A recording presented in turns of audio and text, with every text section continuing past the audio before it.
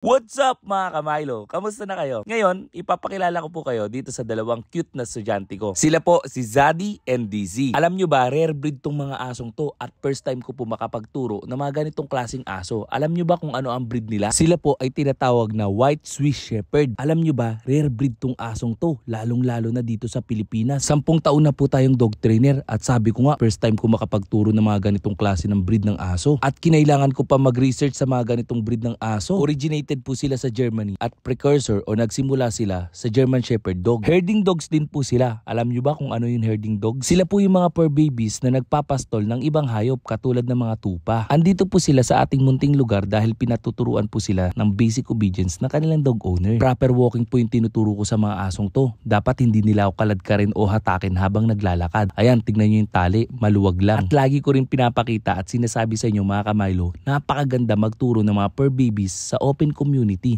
Yung maraming distractions dahil yan ang reality. Mas gumagaling, bumabait at mas nagiging obedient ang mga asong to dahil sa araw-araw at paulit-ulit na ginagawa natin. Katulad nga po nitong proper walking. At the same time, kita nyo, may tumatakbong bata at meron dito mga asong maiingay na kung saan hindi dapat sila mag-react.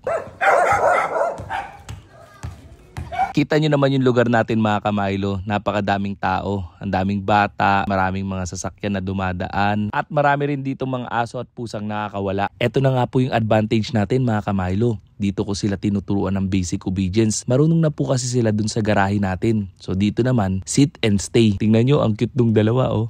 Tsaka tignan nyo, parang wala lang sa akin. Naglakad lang ako ng nakatalikod at hindi ako kinakabahan, natatakbo sila. Dahil alam ko, magagaling tong mga estudyanteng to. At hindi po on the spot training tong ginagawa natin ha. Araw-araw po natin tong ginagawa. Ngayon lang po natin na videoan si DC and Zaddy. Dahil magagaling kayo, shake hands muna tayo. Alright, shake hands. At pinractice ko tong mga asong to magpa-picture sa mga bata. Malaking bagay po to mga kamaylo kapag pumunta tong dalawang to sa mall. Ngayon naman mga kamaylo, samahan nyo kami dito sa aming lugar sa Sun Valley Estate. Dito pwedeng i-off-leash yung mga aso. Kasama na po natin dito sa bidyong to yung kanilang mga dog owner. Yan, ang saya-saya nila, takbuhan sila dito.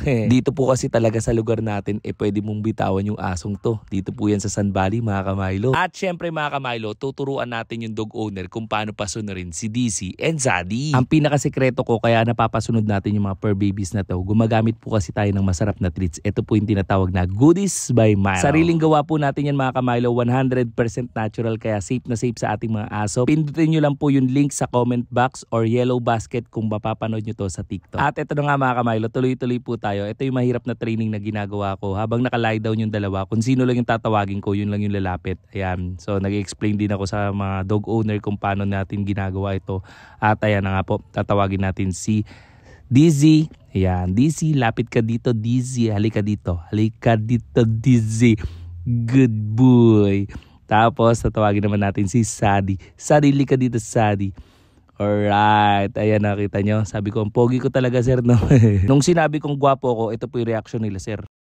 Okay, tuloy-tuloy po tayo mga kamaylo. Ito na nga po, tinuruan ko na po yung dog owner kung paano nila palakarin ng maayos tong dalawang aso nila. Ayan, ang saya-saya nila sir, di ba? Oh, ang cute nila tingnan. Oh. Tapos ito na nga mga kamaylo, hindi makakagraduate yung aso nila kapag hindi sa akin dinemo ng dog owner yung tinuro ko sa mga aso nila. So ayan, sabi ko, sir, pasitin nyo tapos pastay nyo. Confident po tayo mga kamaylo na itong si DC and Zaddy ay susunod kay sir. Halos isang buwan ka ba naman turuan na magstay kung di ka ba naman gumaling. Ayan, no? Ito rin mga kamaylo, kapag nag-command kayo ng stay, dapat relax kayo ha. Hindi yung pag nagsabi kayo ng stay, hindi kayo hihinga para matutunan ng aso na mag-relax at mag-antay.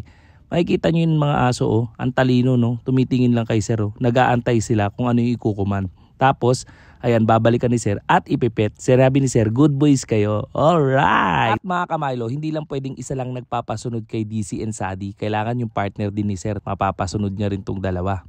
Ayan, no? Tumatakbo pa si sir. Alright? Ayan, nakatingin lang yung dalawa. Magaling ang aso kapag may eye contact, ha? Tapos ikukumand ni sir ng, halika dito, come. Bilang coach ng dog owner at teacher ng mga asong to, masarap sa pakiramdam ko na mapapasunod nila yung kanilang mga aso. Sobrang priceless sa akin yan mga kamaylo ko. At bonus mga kamaylo ko, kung mapapansin nyo, pag basic obedience sinasabi, on-leash training, kaya makikita nyo may tali palagi ng aso. Dito ipapakita ko na kayang mag-off-leash nitong mga asong to. Tingnan nyo, ayan, nakabitaw yung tali oh. kayang maglakad ng aso na sumusunod lang at sumasabay lang sa akin. Dito mga kamaylo, on the spot ko ginagawa yan kasi ramdam ko sa paglalakad namin ng asong to is tali na lang yung hawak namin. Kaya mapapansin nyo, ginaguide ko pa siya. At tingnan nyo nga naman mga kamaylo, nagawa ng dog owner na nakabitaw yung tali, sumusunod lang yung aso niya. May mga nagtatanong sa akin mga kliyente ko at mga followers natin kung mamimiss ko ba itong mga asong to. Siyempre, mamimiss ko sila. Hindi lang ako basta dog trainer, isa po akong dog lover, dog owner, at talagang mahal ko tong ginagawa ko. Maraming salamat po kay Sir Dave at kay Sir Z. And congratulations, Sadi and DC. Follow nyo rin po pala sila sa kanilang TikTok. Ito po, Dave and Z. God bless po!